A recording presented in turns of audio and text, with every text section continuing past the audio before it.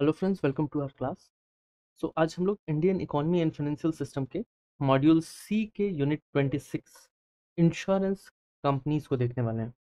तो most of जो bank employees हैं वो इंश्योरेंस के बारे में, इनके वेयर अबाउट्स के बारे में अवेयर हैं, लेकिन हम लोग इसको थोड़ा in detail in exam point of view discuss करेंगे।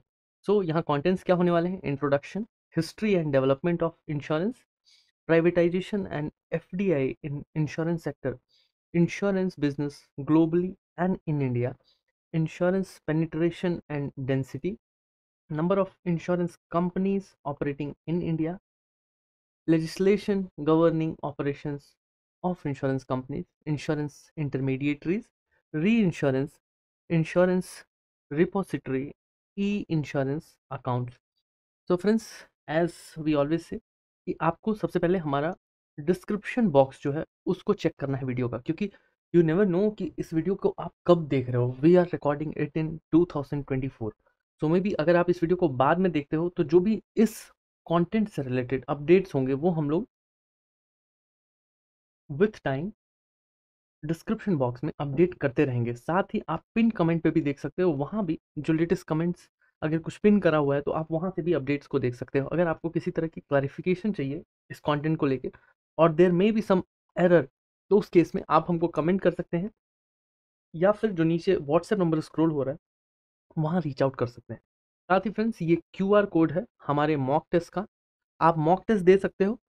साथ ही आपको अगर हमारा वीडियो अच्छा लगता है, आप हमारे वीडियो को लाइक कीजिए और हमारे चैनल को सब्सक्राइब कर दीजिए वीडियो देखने के बाद, जिससे कि ये पता लगे कि आपको कंटेंट सही लगा है। तो अभी हम लोग वीडियो को स्टार्ट करते हैं। सबसे पहले history and development of insurance. तो अर्ली हिस्ट्री की बात करें तो insurance in India has a significant historical background. कहाँ? मनुस्मृति, धर्मशास्त्र, अर्थशास्त्र, ये जितने भी हैं बाय मनु, इन कौटिल्य के जो है उन हर जगह पे इंश्योरेंस का कुछ ना कुछ रेफरेंस जो है वो एंशिएंट टेक्स्ट में मिलता है। वहीं इंश्योरेंस फिर क्या है कि इवोल्यूशन के थ्रू गुजरा, और इसमें क्या हुआ, it got influenced by the practices from other countries, specially from United kingdom. क्यों? क्योंकि जो ब्रिटिशर्स थे उन्होंने हमारे ऊपर काफ़ी साल तक रूल किया, तो काफ़ी चीज़ें जो हैं वो उनके वहाँ से बाय डिफ़ॉल्ट हमारे वहाँ आ गई। अब advent of modern insurance companies, तो पहले हम लोग देखते हैं कि एक ओरिएंटल लाइफ इंश्योरेंस कंपनी जो है वो कोलकाता में स्टैब्लिश हुई थी। ओरिएंटल लाइफ इंश्योरेंस कंपनी जो है फिर वो 1834 में फेल भी हो जाती है। अभी भी एक ओरिएंटल इंश्योरेंस कंपनी है, बट अभी जो है वो जनरल जनरल इंश्योरेंस है, और तब जो था वो लाइफ इंश्योरेंस था, तो इससे कंफ्यूज नहीं होना है। फिर क्या था? Madras equitable commences life insurance operation कब? इन 1829 में। कहाँ? मद्रास प्रेसिडेंसी में। फिर 1870 में ब्रिटिश इंश्योरेंस एक्ट इनेक्टेड। क्यों? इंश्योरेंस प्रैक्टिसेस को इन्फ्लुएंस करने के लिए। फिर जो Bombay mutual, oriental, empire of India, ये जो थे ये सारे बॉम्बे प्रेसिडेंसी में इनको फाउंड किया गया, मतलब दे गॉट स्टैब्लिश्ड। और प्रेसिडेंसीज आपको पता होंगी कि ड्यूरिंग ब्रिटिश एरा प्रेसिडेंसीज हुआ करती थी, Bengal, Madras, Bombay. So an ordinance on January 1956 led to the nationalization of the life insurance sector. कब? 1956, मतलब पोस्ट इंडिपेंडेंस। वहाँ क्या स्टैब्लिश होता है? Life insurance corporation, LIC, established in the same year, streamlining and nationalizing insurance operations in India. अभी हम लोग देखते हैं कि LIC में क्या होता है। यहाँ 154 इंडियन, 16 नॉन इंडियन जो इंश्योरर्स मतलब insurance companies and 75 provident societies, इनको मिला के और LIC को बनाया जाता है। So the total 245 Indian and foreign insurance पर इंटीग्रेटेड। तो यहाँ एक 1 मार्क क्वेश्चन है इन दोनों ही पॉइंट को लेके, तो आपको ये ध्यान रखना है। LIC held a monopoly until the late 1990s when the insurance sector opened to private entities। क्यों? 1991 के ग्लोबलाइजेशन की वजह से, क्योंकि जो ग्लोबलाइजेशन था वो फिर क्या था कि वो हर किसी के लिए कॉमन था, कि जो ग्लोबलाइजेशन आया वहाँ हमारी इकोनॉमी ओपन हुई for all the companies to step इन।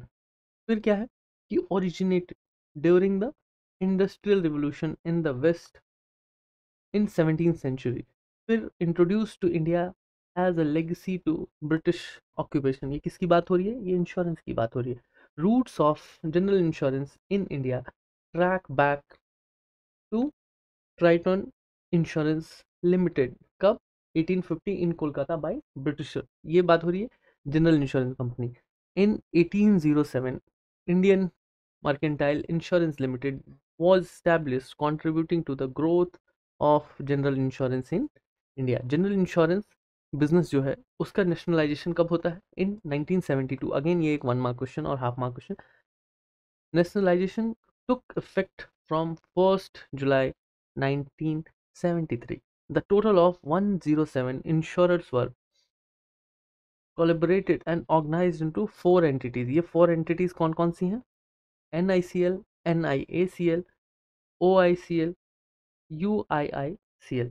इनमें जो सबसे पुरानी है कंपनी वो कौन सी है? वो है NICL। The General Insurance Corporation of India was incorporated as company in 1971।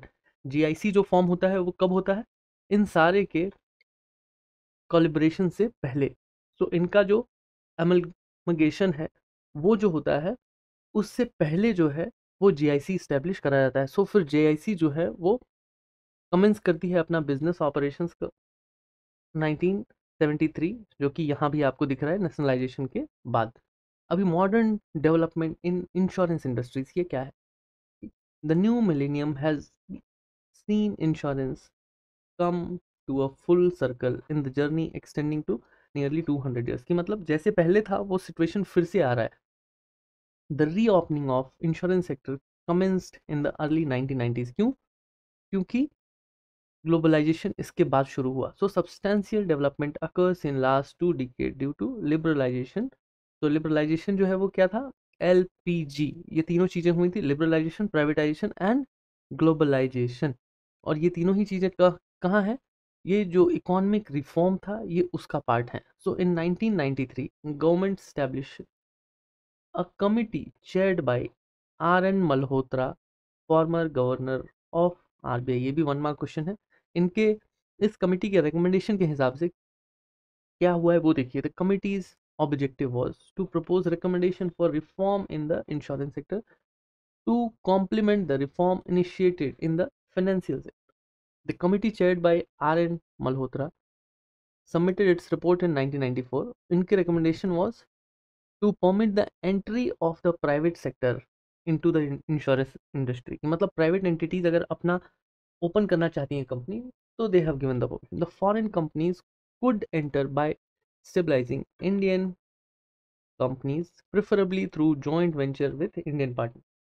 ये क्या है कि ये बिल्कुल ब्लॉकेज नहीं है, they may go for joint venture. फिर क्या है कि इन alignment with the recommendation the IRDAI was established in 1999। तो अगेन ये एक important question है। और IRDAI जो था was constituted as an autonomous body responsibility to regulate and foster the development of insurance industry in India। क्योंकि कहीं भी क्या होता है कि जब कोई इंडस्ट्री ग्रो हो रही है, एक्सपोनेंशियली ज़्यादा ग्रो हो रही है, in that case we require some regulator जो उनके हर चीज़ को मॉनिटर करे, जो गाइडलाइंस बनाए और उन गाइडलाइंस के ऊपर वो इंडस्ट्री काम करे। सो IRDAI aims to promote competition in the insurance industry with customer satisfaction, providing increased customer choice and lower premiums, ensuring the financial security of the insurance market। The present position. What is the present position? 34 general insurance companies including ECGC and Agriculture Insurance Corporation of India, 24 life insurance companies operating in the country। And friends ये जो present position की बात है आप इसको description box में check कर सकते हैं। We will be updating the right figures constantly. तो the insurance sector alongside banking services contribute significantly to the country's GDP। Together, insurance services and banking add up almost 7% to the national's gross domestic product। So 7% contribution जो है वो insurance services का है and banking. तो privatisation के case में अभी देखिए क्या है, in 2000 insurance industries open to private players कब, 1999 में आईआरडीआई के आने के बाद, and FDI investment at 26%। So at that time FDI investment was 26। फिर 2015 में क्या होता है कि एफडीआई के कैप को 49% किया जाता है। फिर 21-22 के बजट में एफडीआई के कैप को 74% किया जाता है, एंड जो आईआरडीआई का नोटिफिकेशन है उसमें 100% एफडीआई जो है उसको अलाउ किया गया है in insurance intermediaries. So insurance business globally and in India. So the total global direct premium written in 2019 increased by nearly 3%. ये globally बात हो रही है। Global life insurance market experiences a real term growth by 2.2% in 2019। वहाँ क्या था कि India was at the 10th position among the 88 countries in case of in terms of life insurance। वहीं पे क्या है कि India share of non life insurance premium वो 0.79% है, and this is 15th among the global non life insurance markets. आपको पता होगा कि इंश्योरेंस जो है वो रेगुलरली दो पार्ट में डिवाइड होती है, life insurance and general insurance. जहाँ जनरल इंश्योरेंस की बात होती है वहीं पे नॉन लाइफ इंश्योरेंस कैटेगरी, जहाँ आपके vehicle other than the life insurance everything comes in non-life and in general insurance, either it is medical, either it is medical is also widely now one segment, but still it is under the category of general insurance only. So insurance penetration in India is below that of the world. So it is about the rate. With the rate, real time growth is 2.2%, where India is lagging. The growth of insurance business is higher than the rest of the world. So अभी जहाँ growth की बात हो रही है insurance business में, India's rate is higher.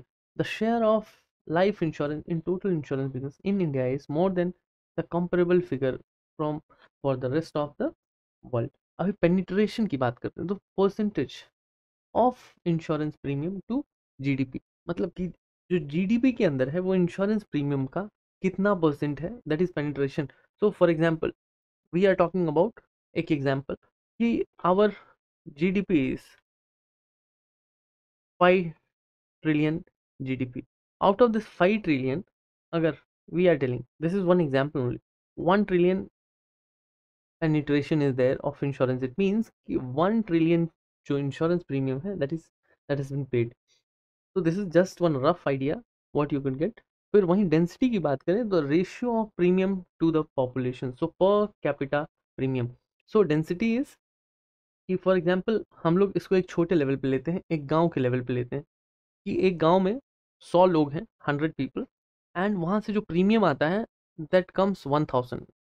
This is cumulative.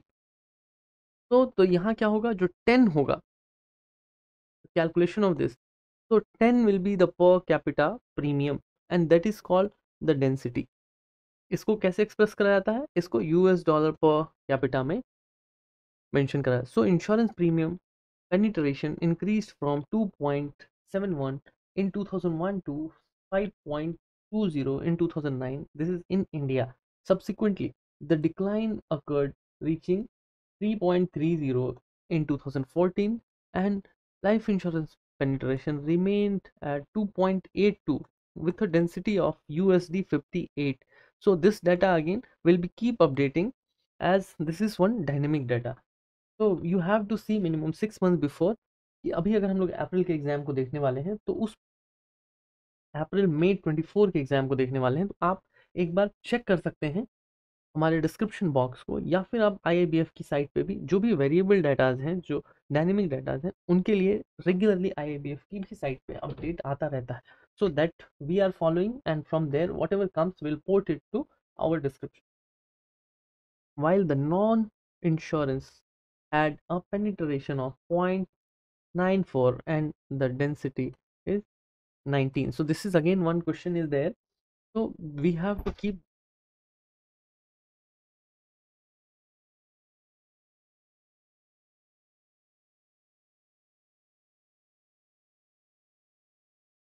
So we have to keep the updated data related to this. Even the concepts are very important. So you have to keep this in mind in your one pager.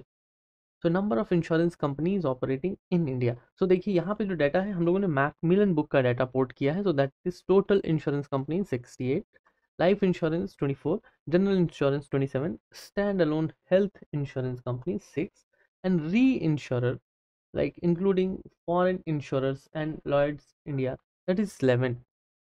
तो ये data भी again requires a constant update. So आप description box को check करते हैं. So friends, I am repeating it that you have to have a look on our description box. Otherwise अगर आप इन datas के साथ जाते हो और अगर कुछ अपडेटेड डाटा है then you are going to lose your marks.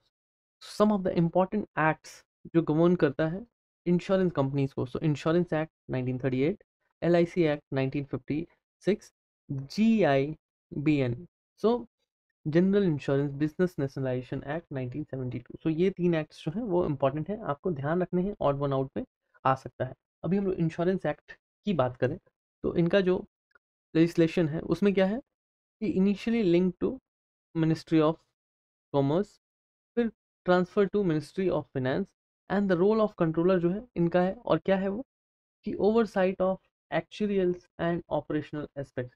तो एक्चुरियल एस्पेक्ट क्या होता है कि जो प्रीमियम्स, एक प्रोडक्ट जो डिज़ाइन होता है वो प्रोडक्ट जो डिज़ाइन करते हैं वो एक्चुरीज करते हैं. तो एक्चुरियल एक्टिविटीज़ क्या है कि किसी प्रोडक्ट को डिज़ाइन करना, उसमें प्रीमियम कितना लेना है, उसमें कवर कितना देना है, उसमें राइडर्स कौन कौन से लगेंगे. तो ये जितने भी डिटेल्स हैं इन डिटेल्स को ध्यान रखना जो है वो द इंश्योरेंस एक्ट 1938 है वो उनके पेरिफेरी में आता है. अभी कुछ प्रोविजंस भी हैं इस एक्ट से related, that is registration. So very every insurer must obtain a certificate of registration. So mandatory annual renewal is required, administered by controller of insurance. तो ये जो इंस्ट्रक्शंस हैं वो इंश्योरेंस कंपनीज के लिए है. साथ ही ये जो है वो इंश्योरेंस कंपनीज के अकाउंट्स एंड ऑडिट का भी ध्यान रखे. So separate accounts of the receipts of payment in each class of insurance. अभी क्लास क्या है, like fire, marine, miscellaneous insurance. तो जितने भी तरह के इंश्योरेंसेस हैं सबके लिए जो है वो डाटा जो है वो क्रिस्टलन क्लियर होना चाहिए. सो रिक्वायर्ड डॉक्यूमेंट्स क्या है ईच क्लास ऑफ इंश्योरेंस के लिए. कवर नोट होना चाहिए, policies, premiums, endorsement, bank guarantees, claims, agency forces and business procedures with the details to commission, details of commission, register of employees, cash book, reinsurance and claims register. So ये सारी details जो हैं they are must required document. इनका investment कहाँ है, in approved investments under the provisions of the act. मतलब क्या है, इंश्योरेंस क्या होता है कि एक इंश्योरेंस कंपनी है, फॉर एग्जांपल ए, एक इंसान है बी, एक इंसान है सी, एक कंपनी है डी, एक कंपनी है ई. तो अभी फिलहाल हम लोग लोगों की बात कर रहे हैं, पीपल. सो इसमें क्या होता है कि कोई भी इंसान अपने रिस्क को ट्रांसफर कर रहा है इंश्योरेंस कंपनी की तरफ. तो जो इनके एंडोनमेंट प्लान होते हैं, एंडोनमेंट प्लान मीन्स ये ऐसे प्लान कि अगर सम अनफेवरेबल सर्कमस्टांसेस आते हैं and somebody pass is away, like कि जो इंश्योर्ड बंदा था वो गुजर गया, in that way his family will get some compensation whatever is the fixed amount. लेकिन अगर उसको कुछ नहीं होता है and he pays for a certain period like 10 years 15 years, तो उसके बाद उसके पैसे को रिटर्न करना है विथ सम इंटरेस्ट रेट. तो ये रिटर्न करने के लिए क्या है कि पैसे का इन्वेस्टमेंट होना ज़रूरी है. क्योंकि पैसे अगर इंश्योरेंस कंपनी बस अगर मार्क टू मार्क अगर एक जगह से दूसरे जगह, दूसरे से तीसरे जगह एक का पेमेंट दूसरे को दे रही, दूसरे का तीसरे को दे रही, तो फिर वो एक चीट फंड कंपनी बन जाएगी.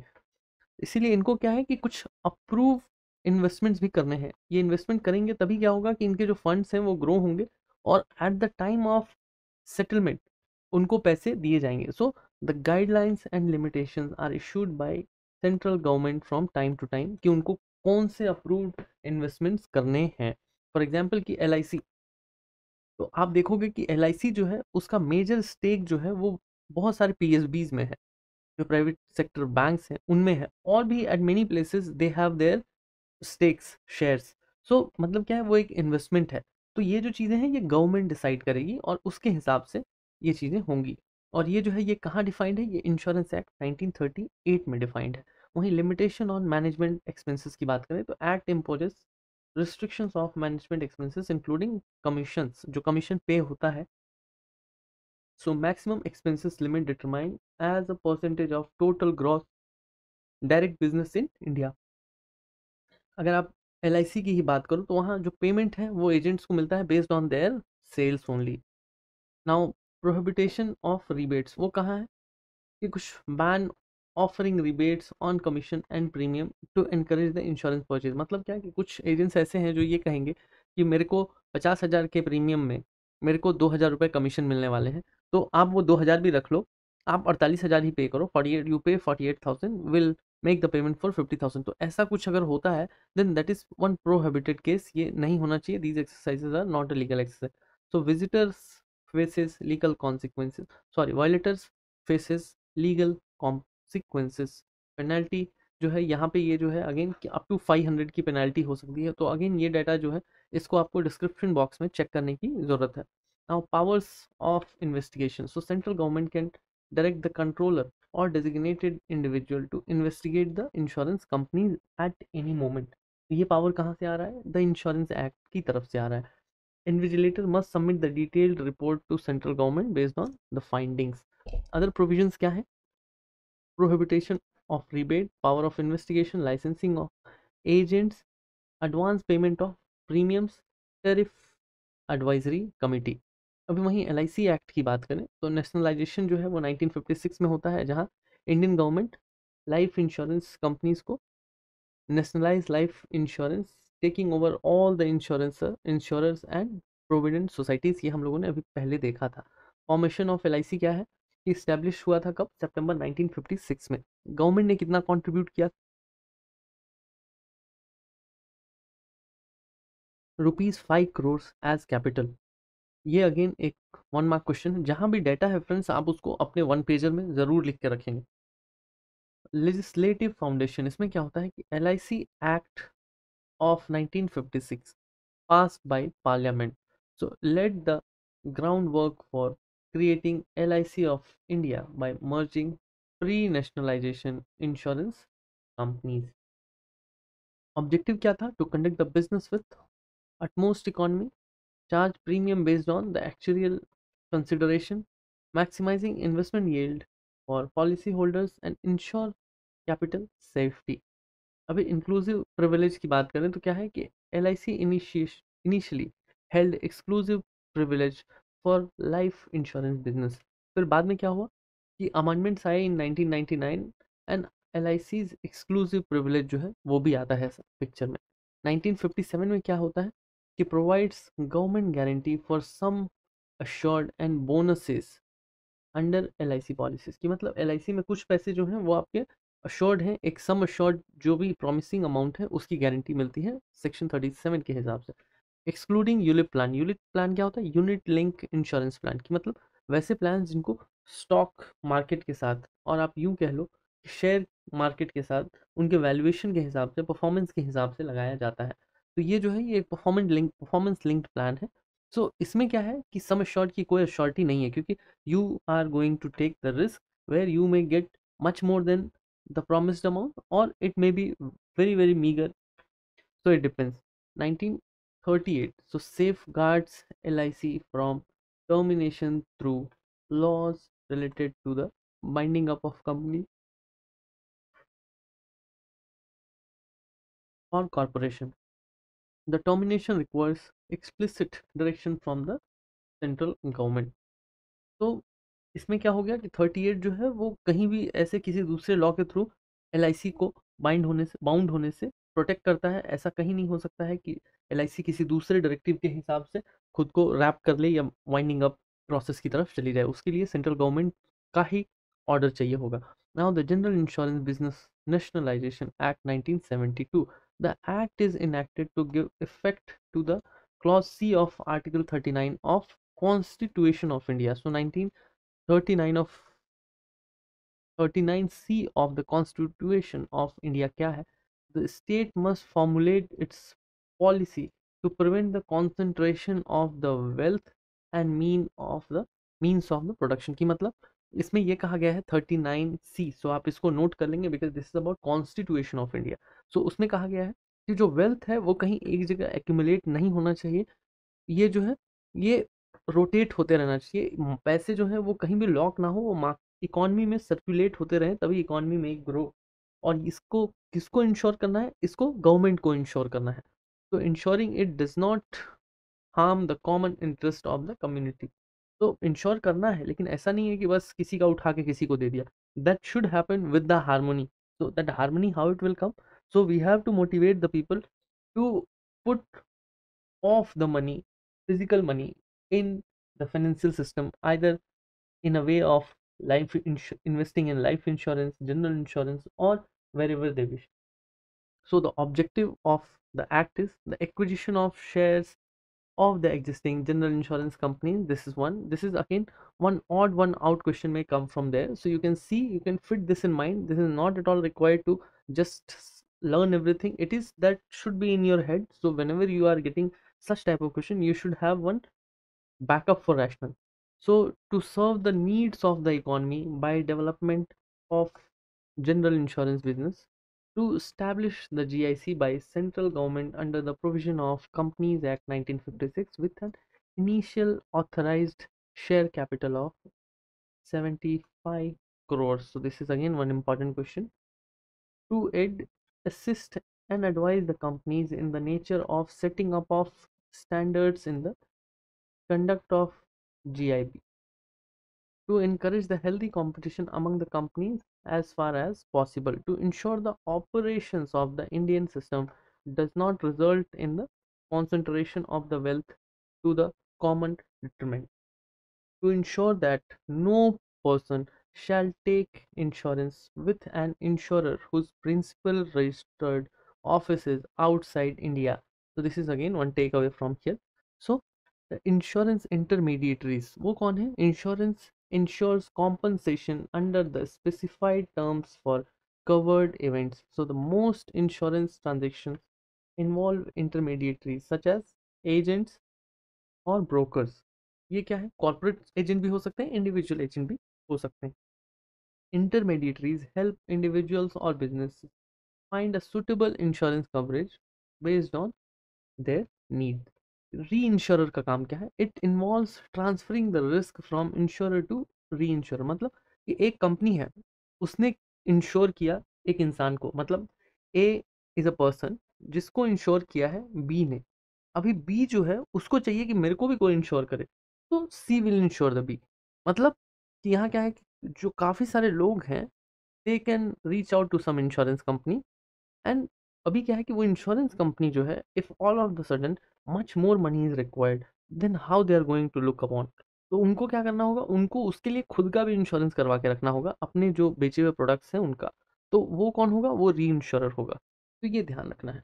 Allow insurance to focus on core business function, in जिससे क्या होगा कि वो जो कोर बिजनेस है इंश्योरेंस वो करते रहेंगे। अदरवाइज क्या होगा कि एक टाइम ऐसा आएगा कि अगर इनको इंश्योर्ड नहीं करा गया इंश्योरेंस कंपनीज को, तो there will be a time जब उनको लगेगा they are out of the funds.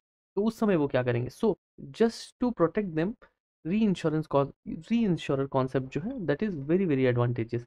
So reinsurer provide risk coverage and technical services as capacity enhances for insurers. The presence of reinsurer decreases volatility for insurers. Nationalization through General Insurance Business Nationalization Act 1972 क्या था कि इनको GIC जो था उनको क्या nationalise करा गया through GIBNA Act. Assessing the Indian reinsurance experience involves considering both the nationalization and later liberalization of the insurance sector. अभी क्या है कि इंश्योरेंस रिपोजिटरी, ये क्या है? तो insurance policies were traditionally issued only in paper form until 2013। उसके बाद क्या होता है कि एक प्रपोजल आता है टू सबमिट फिजिकली और ऑनलाइन, ये दोनों ही प्रोविजन शुरू होते हैं। फिर IRDAI launched the insurance repository system on September 2013। फिर इनका अब काम क्या होता है? Aim at improving services and increasing the insurance penetration. Penetration को हम लोगों ने ऑलरेडी डिफाइन किया हुआ है प्रीवियसली। आप उसको लिंक कर पा रहे होंगे। So the insurance policies including existing one can converted into electronic form, so held with an insurance repository for ensured digital storage. The eliminate the paper and associated storage risk, provide the convenience and safety for policy holders, and the introduction of insurance repository system marked a shift towards digitalization of insurance sector. अभी हम लोग देखने वाले हैं एक बहुत ही interesting जो topic है, that is E insurance account. So electronic insurance account, पहले तो ये क्वेश्चन यही है एक आपके लिए कि what is E insurance account, तो वहाँ electronic insurance which means the insurance policies document of the document holders in electronic form. इसके कुछ फीचर्स क्या क्या हैं? Each E insurance account is assign a unique account number, where account holder receives a login ID password to access their e-policies securely. E-insurance account services is provided free of cost to applicants. The individual without an existing insurance policy can open an e-insurance account। की मतलब ई insurance account खुलवाने के लिए policy का होना important नहीं है।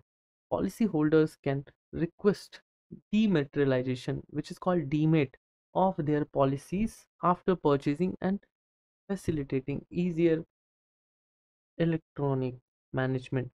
सो I hope friends कि आपको इस वीडियो में काफ़ी कुछ सीखने को मिला होगा। अगर ऐसा होता है तो आप हमारे वीडियो को लाइक कर दीजिए, आप हमारे चैनल को सब्सक्राइब कर दीजिए and make us part of your JIB-CIB journey. And साथ ही फ्रेंड्स यहाँ पे ये QR कोड है, आप इसको अभी स्क्रीनशॉट ले सकते हैं और साथ ही immediately you can go for the test, जिससे कि एटलीस्ट आपको ये पता लगेगा वेयर यू स्टैंड। तो thank you so much friends, all the very best.